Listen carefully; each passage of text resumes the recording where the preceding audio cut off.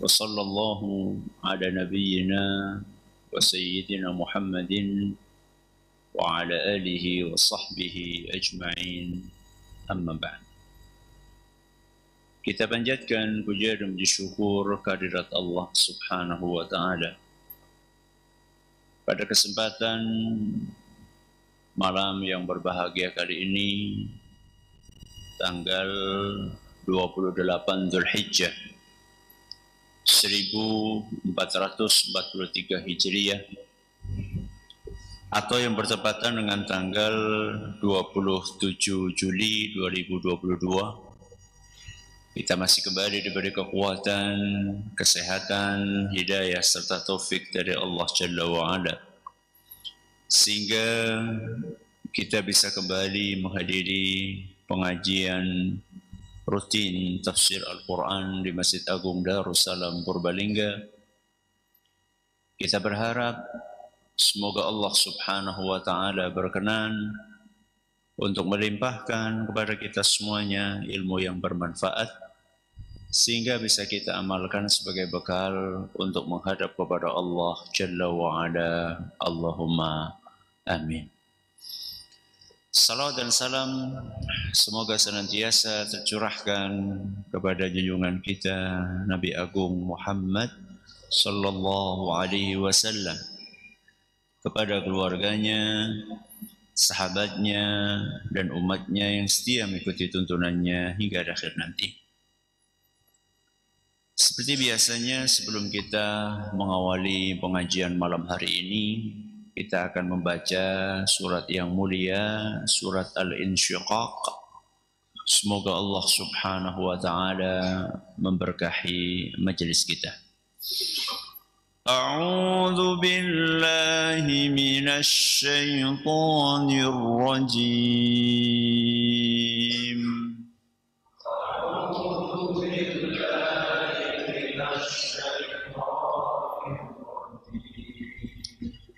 بسم الله الرحمن الرحيم. بسم الله إذا السماء انشقت. إذا السماء وأذنت لربها وحقت.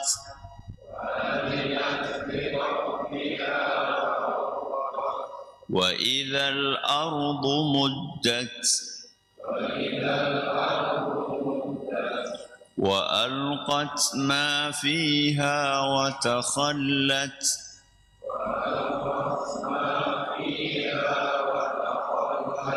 وأذنت لربها وحقت.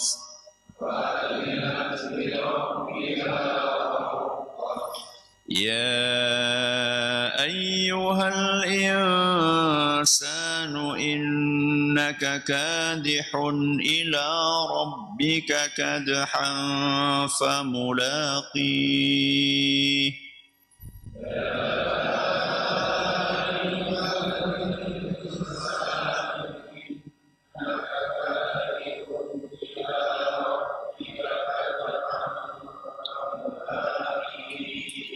فأما من أوتي كتابه بيمينه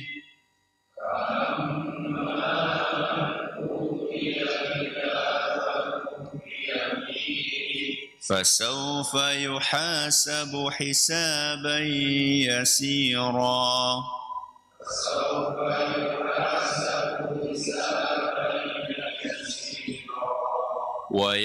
وينقلب إلى أهله مسرورا.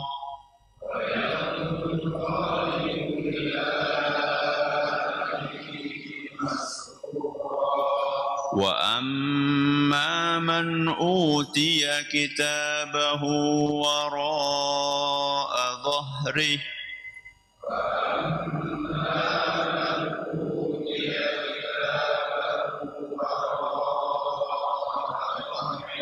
فسوف يدعو ثبورا.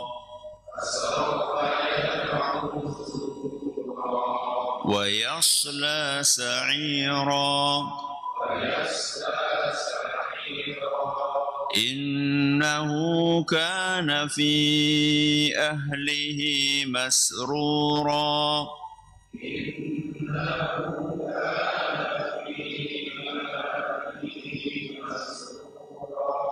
إنه ظن أن لن يحور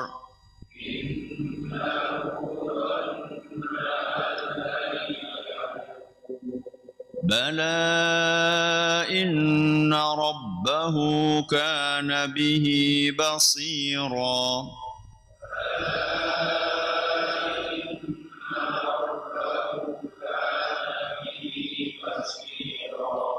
فلا أقسم بالشفق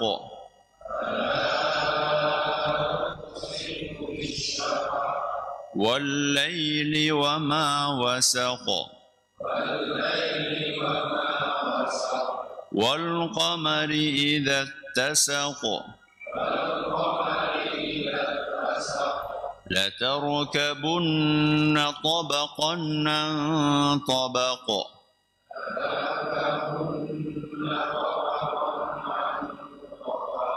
فما لهم لا يؤمنون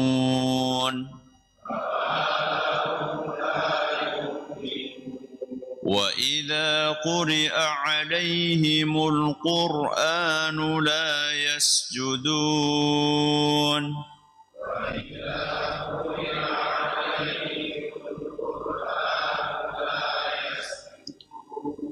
بل الذين كفروا يكذبون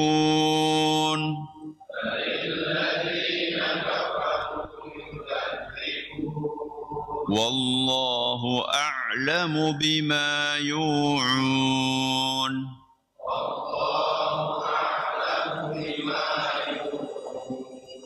فبشرهم بعذاب أليم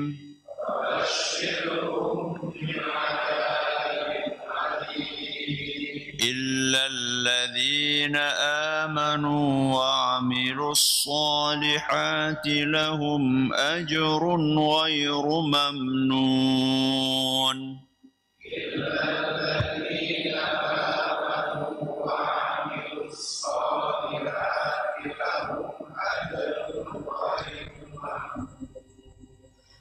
Para hadirin dan hadirat sekalian, rahimani wa rahimakumullah, juga segenap pendengar serta pemirsa yang mudah-mudahan dirahmati oleh Allah Azza wa Jalla. Sebelum kita memasuki tema hari ini, ada keluhan dari sebagian jamaah bahwa yang bawa HP suaranya tengah-tengah pengajian sering mengganggu. Ya, sering mengganggu. Entah itu karena HP-nya tidak di silent, ya, sehingga ada panggilan terus bunyi, atau karena HP-nya buat mainan anaknya, dan anaknya main game atau nonton, suaranya mengganggu yang ada di sampingnya. Maka kami nasihatkan kepada jemaah sekalian, bapak-bapak maupun ibu-ibu, ketika akan berangkat ngaji betul-betul sudah diniati di masjid untuk apa? Ngaji. Ya. Jauh-jauh ke masjid, ternyata di masjid cuma untuk buka WA, ya, update status, lah buat apa? Toh juga pengajian kita nggak lama, cuma dari apa? Ba'da maghrib sampai isya, nggak nyampe sejam, nggak nyampe, paling cuma 40 menit. Ya, kalau bisa usahakan HP-nya dimatikan, minimal di silent. Apa? Minimal di silent. Ustaz, anak saya ini kalau nggak dikasih HP nanti dia malah ganggu yang lain. Ya, jenengan harus pinter-pinter mencari alternatif. Nggak mesti anak itu didiamkan dengan cara dikasih nopo HP. Ya, bisa dengan cara yang lain. Contoh dikasih buku untuk gambar, ya dibawakan pulas, nopo pulas, ya pensil warna, dibawakan spidol. Intinya anak ini dikasih kesibukan yang kira-kira tidak mengganggu jamaah yang lainnya. Ada sebagian jemaah, wah saya kalau ngaji ba'da maghrib malam Kamis tuh nggak tenang, nggak bisa fokus, kanan kiri HP pada apa? Bunyi. Ya. Jangan sampai ke masjid bukannya dapat pahala malah dapat apa? Dosa. Ya. Baik. Ayat yang terakhir kita bahas ayat nomor berapa? Ayat nomor 2. Apa bunyinya? Wa adzinat li rabbiha wa huqqat. Hari ini kita akan mengkaji 2 ayat sekaligus. Berarti ayat berapa? Ayat ketiga dan ayat keempat. Karena ini semacam satu paket. Ketika Allah membicarakan tentang kejadian hari kiamat terkait dengan langit, maka setelah pembahasan tentang langit, Allah membahas tentang apa? Bumi. Ya, bangunan itu kalau mau dirubuhkan apanya dulu? Atapnya dulu. Ya. Setelah atapnya hancur, lebur, isinya sudah pada berserakan, sudah pada jatuh, maka kemudian Allah Azza wa Jalla mulai menghancurkan bumi, mulai mengubah kondisi bumi. Seperti apa prosesnya?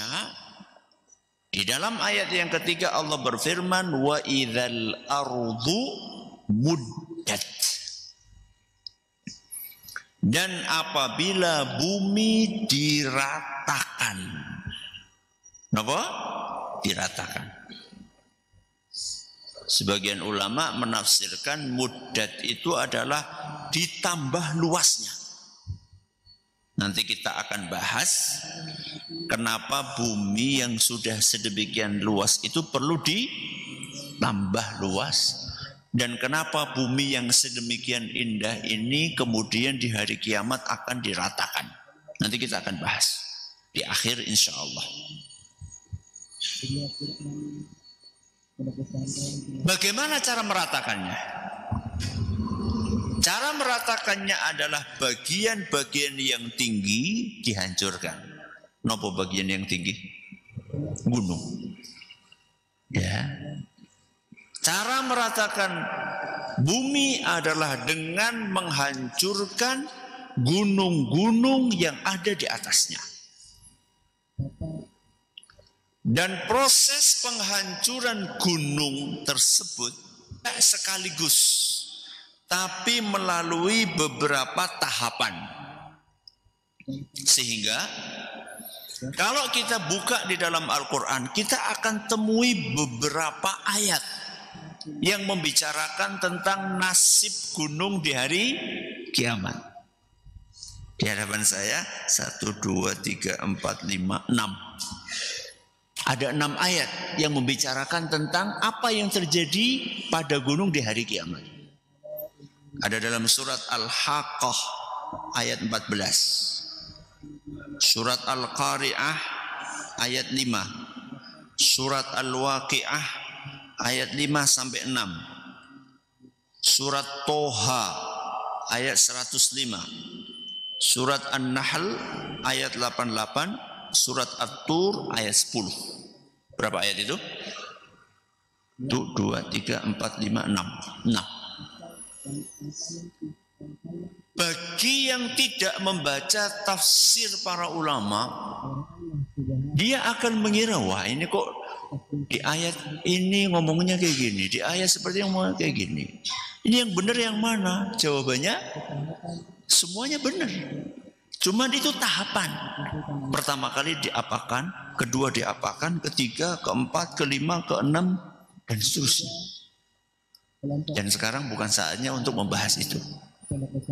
Karena fokus kita saat ini adalah bagaimana bumi saat itu dibikin oleh Allah menjadi apa? Rata. Allah Subhanahu wa ta'ala menceritakan di dalam surat Toha. Jadi kan Toha 105. Ketika Allah menceritakan tentang apa yang terjadi di bumi berupa dihancurkannya gunung, kemudian Allah melanjutkan di ayat 105, 106. Tadi ayat 104, 105, 106. Allah berfirman, "Wa yas'alunaka 'anil jibali faqul yansifuha rabbi nasfa." Mereka bertanya, bagaimana nasib gunung di hari kiamat? Maka kemudian sampaikan kepada mereka, yansifuha rabbi nasfa. Tuhanku akan menghancurkan bumi, menghancurkan gunung sehancur-hancurnya. Terus apa yang terjadi setelah gunung-gunung itu pada hancur? Fayadharuha qa'an safsafa. Maka kemudian bekas gunung itu rata sama sekali.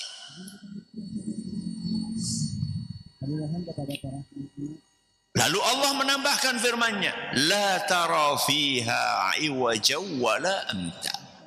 Saat itu engkau akan melihat muka bumi ini tidak ada yang tinggi, tidak ada yang rendah. Gunung tidak ada, lembah tidak ada. Rata semuanya. Ini cerita tentang ratanya bumi dalam Al-Quran. Di dalam hadis, Rasulullah SAW juga menyampaikan hal yang serupa. Dalam hadis yang diriwayatkan oleh Imam Bukhari dan Muslim, Rasulullah SAW bersabda, yuhsyarun nasu yawmal qiyamati ala ardin baydha'a afra kaqursatin naqiyyi laysa fiha ma'lamun li ahad. Nanti di hari kiamat umat manusia akan dikumpulkan di atas bumi yang rata, gak ada tetumbuhan, gak ada air, dan tidak ada tanda apa-apa pun untuk seorang pun. Rambu-rambu, tanda, rumah, apalagi rumah, wong gunung aja habis kok.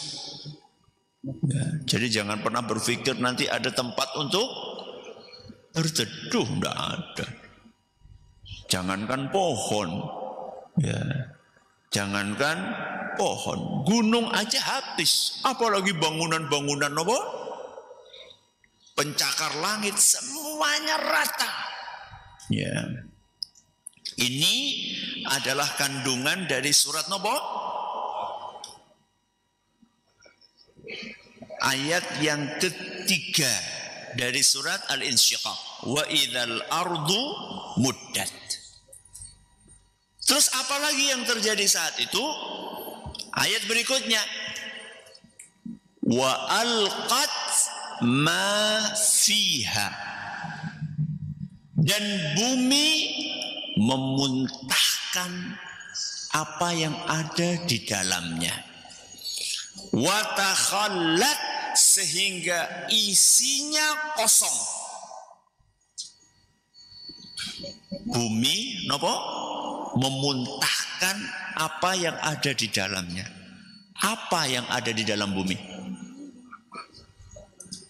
Hah? Bumi ini isinya nopo? Batu bara? Apa emas? Apa jenazah? Yang mana ini? Kata Al-Imam Mujahid rahimahullah, salah seorang ulama tafsir dari kalangan tabi'in, akhrajat ma fiha minal mauta. bumi akan mengeluarkan isinya berupa jenazah-jenazah yang dikubur di dalamnya. Nanti kita akan jelaskan kalau jenazahnya sudah jadi tanah bagaimana. Nanti kita akan jelaskan. Ini penafsiran yang pertama, bahwa isi bumi maksudnya apa? Jenazah yang dikubur di dalamnya. Adapun Imam Qatadah, beliau mengatakan alqat asqalaha wa ma fiha. Kata Imam Qatadah, pokoknya isinya bumi dikeluarkan semuanya. Berarti kalau menurut Imam Qatadah ini bukan hanya jenazah, termasuk barang tambang yang ada di perut bumi juga dikeluarkan semuanya oleh Allah Subhanahu wa ta'ala. Ustaz, kalau tambangnya itu emas ya pura rebutan kok Ustaz. Wong siki paten-patenan. Hari ini aja pada bunuh-bunuhan, rebutan apa? Emas. Jawabannya tidak. Tidak akan terjadi hal tersebut. Mari kita dengarkan apa yang disampaikan oleh Nabi kita Muhammad sallallahu alaihi wasallam tentang suasana permukaan bumi saat itu ketika emas-emas yang ada di dalamnya dikeluarkan. Dalam Sahih Muslim, Rasulullah sallallahu alaihi wasallam bersabda, "Taqi'ul ardu aflada kabidiha amsal al-ustuwani min adh-dhahabi wal fiddah." Di hari kiamat nanti, bumi akan memuntahkan harta yang ada di dalamnya berupa emas dan perak bagaikan tiang-tiang. Jenengan pernah melihat emas gede ini saka masjid gitu. Ujuk-ujuk tuing jadi apa? Emas. Jenengan bisa bayangkan berapa kilo emas itu? Freeport tidak ada apa-apanya. Ya. Ini bentuknya apa? Tiang-tiang emas berserakan di muka bumi. Apa komentar manusia? Fayaji'ul qatilu fayaqulu fi hadza qatalt. Orang yang pernah membunuh di dunia, ngelihat emas itu dia berkata, gara-gara ini aku membunuh orang. Gara-gara ini aku membunuh orang. Wa yaji'ul qati'u fayaqulu fi hadza qata'tu rahimi. Itu pembunuh. Orang yang memutus silaturahim, dia akan berkata, gara-gara ini aku memutus silaturahim. Rebutan apa? Warisan. Alhamdulillah. Kakak dengan apa? Adik. Yang rukun berpuluh-puluh tahun. Begitu ayah dan ibunya meninggal, terus tukaran. Gara-gara apa? Harta. Gara-gara harta. Masing-masing pengen dapat jatah paling banyak. Masing-masing merasa paling berjasa merawat orang tuanya. Lu nyung sing merawat nganti bapaknya sedo. Ya nyung jatah kudu luwih akeh. Duh jenengan sing merawat golet apa? Golet warisan. Alangkah hinanya tujuan merawat cuma mencari warisan. Merawat itu untuk mencari pahala dari Allah Azza wa Jalla, untuk mengejar surga. Wong kebaikan kok diungkit-ungkit. Mendingan nyong orang merawat lebih parah maning. Wis orang merawat jaluk bagian paling akeh ora isin. Ya. Begitu meninggal dunia ngumpul kabeh. Begitu ketika sakit gak ada yang peduli. Anak-anak memalukan. Ya. Pembunuh datang. Terus apa? Pemutus silaturahim datang. Wa yaji'u sariqu, maling datang. Nah, maling ya. Apa kata maling?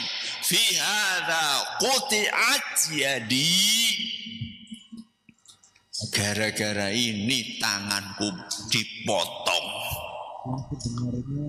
Ya. Sampai aku nggak punya tangan lagi gara-gara ini sebabnya ini. Terus apa yang terjadi? Tsumma yad'unahu fala ya'khuduna minhu syai'a. Kemudian semua tadi maling, apa maling? Pemutus silaturahim, pembunuh, mereka semua meninggalkan harta benda tersebut, tidak mengambil sedikit pun. Jadi mereka sudah nggak tertarik lagi dengan harta-harta seperti itu, karena yang dipikirkan adalah bagaimana nasibku nanti di hadapan Allah Azza wa Jalla. Sudah, ini andekan yang dikeluarkan adalah nopo? Emas. Bagaimana jika yang dikeluarkan adalah jenazah? Ya. Apabila yang dikeluarkan jenazah itu sudah diceritakan oleh Allah Subhanahu wa taala dalam surat Az-Zalzalah, idza zulzilatil ardu zilzalaha wa akhrajatil ardu athqalaha. Apabila bumi diguncangkan sekeras-kerasnya, idza zulzilatil ardu zilzalaha, diguncangkan supaya apa? Supaya gunungnya hancur berantakan, jadinya rata, mirip kan? Wa akhrajatil ardu athqalaha, dan bumi akan mengeluarkan isinya. Isinya sudah disampaikan tadi. Harta yang ada di dalamnya dan juga nopo? Jenazah. Timbul pertanyaan, loh jenazah itu kan ya yang baru mati kemarin, hari ini kiamat. Masih nopo? Masih utuh. Lah yang matinya 100.000 tahun yang lalu bagaimana? Apakah masih tetap bisa dibangkitkan? Tetap. Karena ada satu bagian tubuh yang tidak akan hancur. Apa itu? Tulang ekor. Kata Rasulullah SAW dalam Sahih Muslim, kullu ibni Adam ya'kuluhu turab illa ajbad dhanab. Tubuh manusia semuanya akan dimakan tanah kecuali satu bagian. Bagian itu adalah tulang ekor. Dengan modal tulang ekor ini, kata Nabi SAW dalam riwayat yang lain yang disebutkan oleh Imam Ibnu Abi Asim dalam kitab beliau As-Sunnah, dan sanadnya dinyatakan bagus, kuat oleh Syekh Al-Albani, minhu yambut, dengan modal tulang ekor inilah tubuh manusia akan ditumbuhkan kembali. Wa yursilullahu ma'al hayah, Allah Subhanahu wa ta'ala menurunkan air kehidupan.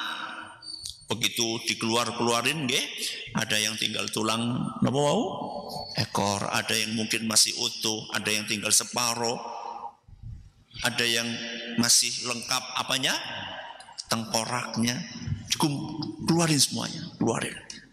Kemudian Allah turunkan air yang namanya air kehidupan. Fayambutuna fihi nabatal khadir.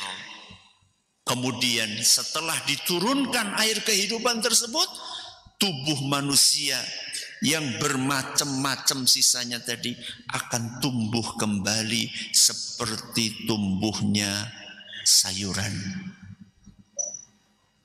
sedikit. Awalnya cuma tunas, lama-lama besar, sampai lengkap seluruh anggota tubuhnya. Hidup apa mati? Hidup apa mati? Belum hidup. Ini baru mengembalikan apanya? Jasadnya. Dikembalikan dulu, dilengkapkan dulu. Masa tengkorak melaku? Potongnya kepriwe Ustaz? Harus ngomong potong sikil lah kan. Kayak nonton film. Dikembalikan seluruh apanya? Tubuhnya. Terus apa lagi? Hatta idza ukhrijatil ajsadu arsalallahu al-arwah.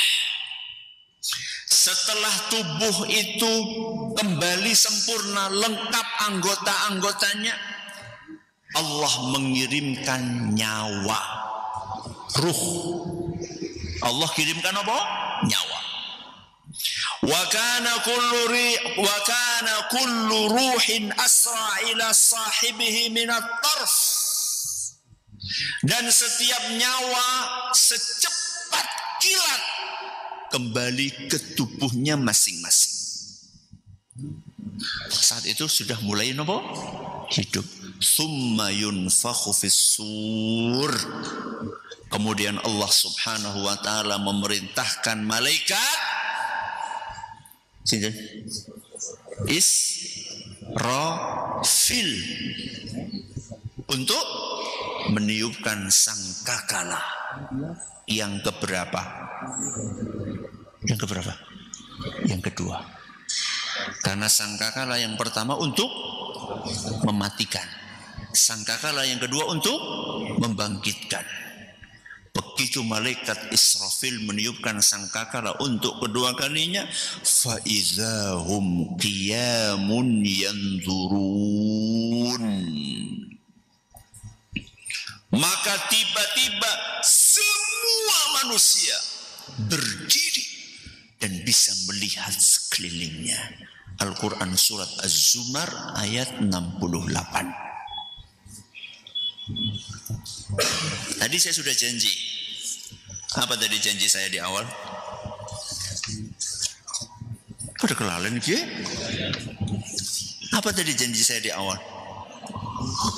Kenapa bumi diratakan? Kenapa kira-kira? Agar menjadi tempat yang luas cukup untuk mengumpulkan seluruh manusia. Itulah yang namanya mahsyar. Apa? Mahsyar. Rasulullah SAW menceritakan kejadian itu dalam hadis yang diriwayatkan oleh Imam Al-Hakim, dan beliau mengatakan hadis ini sahih, dan juga Al-A'zami beliau mengatakan hadis ini sahih.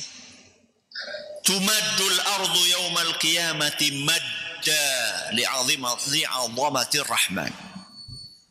Di hari kiamat nanti bumi akan diperluas seluas-luasnya karena keagungan Allah Azza wa Jalla. Thumma la yakunu li basharin min bani Adam illa mawdi' qadamaih. Kemudian manusia, setiap dari kita hanya punya jatah untuk meletakkan kedua kakinya. Bayangkan ya, bumi seluas ini kemudian sudah diapakan lagi? Diperluas. Masing-masing dari kita cuma punya jatah untuk meletakkan kedua kaki kita. Tak bisa geser. Dan tidak ada apa-apa di atas kita. Jangan ngomongin payung. Ya, nggak ada pohon, nggak ada payung, nggak ada gunung, nggak ada rumah. Semuanya cuma dapat jatah segitu. Summa ud'a awalan nasi fa akhiru sajida. Kemudian aku, kata Nabi SAW, dipanggil pertama kali Sinten? Rasulullah SAW. Dipanggil pertama kali oleh Allah Azza wa Jalla, kemudian aku pun sujud di hadapan Allah Subhanahu wa ta'ala. Dalam beberapa riwayat disebutkan Nabi SAW memuji Allah dengan pujian-pujian yang panjang. Setelah itu kemudian thumma yu'zanu li, baru kemudian aku diizinkan untuk mengangkat kepalaku. Begitu aku diizinkan untuk mengangkat kepalaku, maka aku pun berkata, ya Rabbi akhbarani hadha wa huwa an yaminir rahman innaka arsaltahu ilayya. Wahai Rabbi, Jibril yang saat itu berada di sebelah kanannya Allah Azza wa Jalla, Jibril ini pernah memberitahukan kepadaku, wahai Rabbi, bahwa engkau mengutusnya untuk membawa wahyu kepadaku. Wa Jibrilu sakitun la yatakallam, dan malaikat Jibril itu diam, tidak bicara sepatah kata pun, karena nggak diizinkan sama Allah. Jibril diam. Maka Allah pun mengatakan, shadaq, Jibril benar, ya aku memang mengutus dia. Thumma yu'dzanu li fi syafa'ah, kemudian aku diizinkan oleh Allah Azza wa Jalla untuk memberikan syafaat. Syafaat apa? Syafaat apa? Untuk memulai proses hisab. Rasulullah SAW bersabda, ya Rabbi ibaduka abaduka fi atrafil ard. Wahai Rabbi, hamba-hambamu ini, mereka telah beribadah kepadamu di seluruh penjuru bumi. Meminta, memohon, karena satu kondisinya tidak karu-karuan, gak bisa tidur. Fa'idhahum bisahirah. Ya, sahirah itu adalah tempat luas yang orang di situ semuanya gak bisa tidur.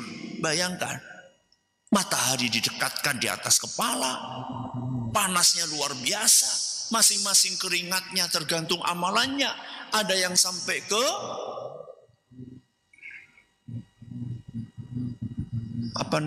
mata kakinya, ada yang keringatnya sampai ke lutut, ada yang keringatnya sampai ke perut, ada yang keringatnya sampai segini, dan ada yang tenggelam di dalam keringatnya segini. Dan tidak tahu mau kemana.